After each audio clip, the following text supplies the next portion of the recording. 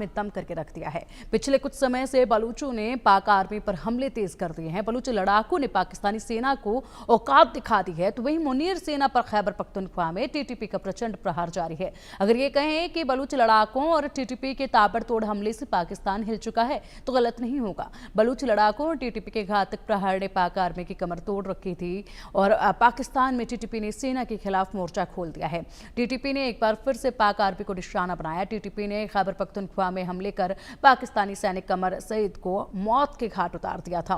तो वहीं टीटीपी के खतरनाक हमले में 5 अन्य सैनिक गंभीर रूप से घायल हो गए हैं। तो वहीं बीएलए ने एक बार फिर से जाफर एक्सप्रेस को निशाना बनाया है। बीएलए ने सिंध के शिकारपुर के नजदीक आईईडी ब्लास्ट कर जाफर एक्सप्रेस को टारगेट किया। बलूचों के इन हमलों के बीच शहबाज मुनीर को अब पाकिस्तान के टुकड़े टुकड़े होने का डर सता रहा है। इसी पर देखिए हमारी ये खास रिपोर्ट। बलूचों के निशाने पर फिर रेल, पाक आर्मी डिरेल।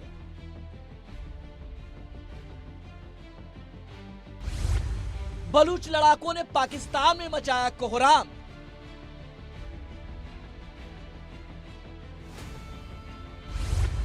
टीटीपी का भीषण अटैक, पाक आर्मी में हाहाकार।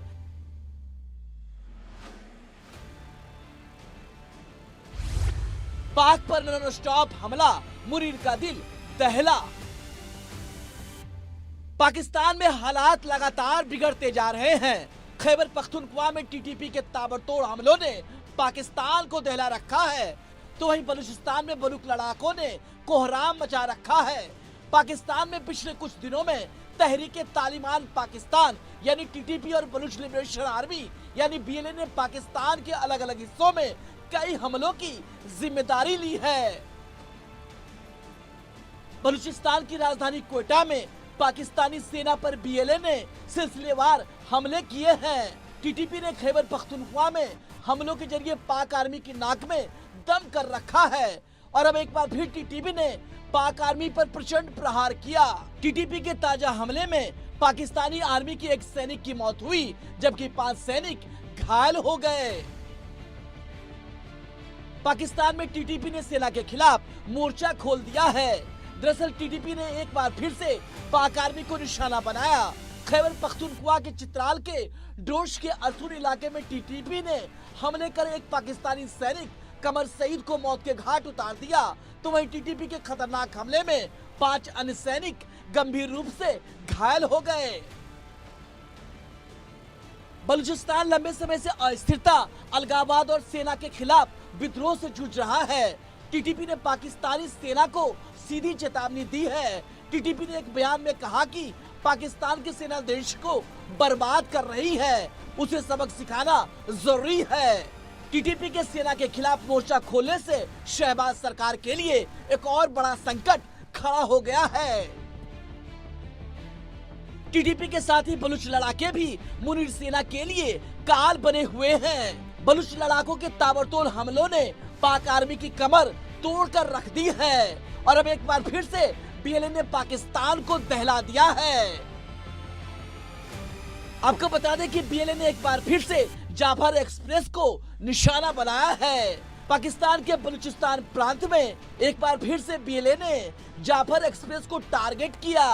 बीएलए ने सिंध के शिकारपुर के नजदीक आईडी ब्लास्ट कर जाफर एक्सप्रेस को टारगेट किया।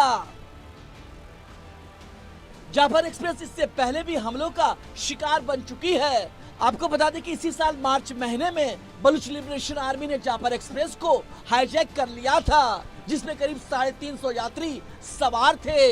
हालांकि बाद में काफी मुश्किल ऑपरेशन के बाद पाकिस्तान सेना ने ट्रेन को बीएलए के कब्जे से छुड़ा दिया, लेकिन बीएलए ने करीब 100 से ज्यादा पाकिस्तानी सेना को मारने का दावा किया।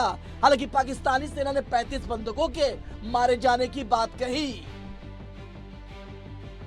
बीएलए और टीटीपी ताबड़तोड़ हमलों के जरिए पाकिस्तानी हुकूमत को अपनी आजादी का संदेश देना चाहते हैं। बीएलए का व्यापक मकसद बलूचिस्तान की आजादी है और यही वजह है कि बीएलए और टीटीपी आम लोगों को नुकसान नहीं पहुंचाना चाहते हैं। उनकी लड़ाई सरकार और पाक आर्मी से है। पाकिस्तान इन दिनों अपने ही बुने जाल में पूरी तरह उलझ चुका है। ये फसल इतनी जहरीली है कि इसने पाकिस्तान को तबाह करके रखा हुआ है।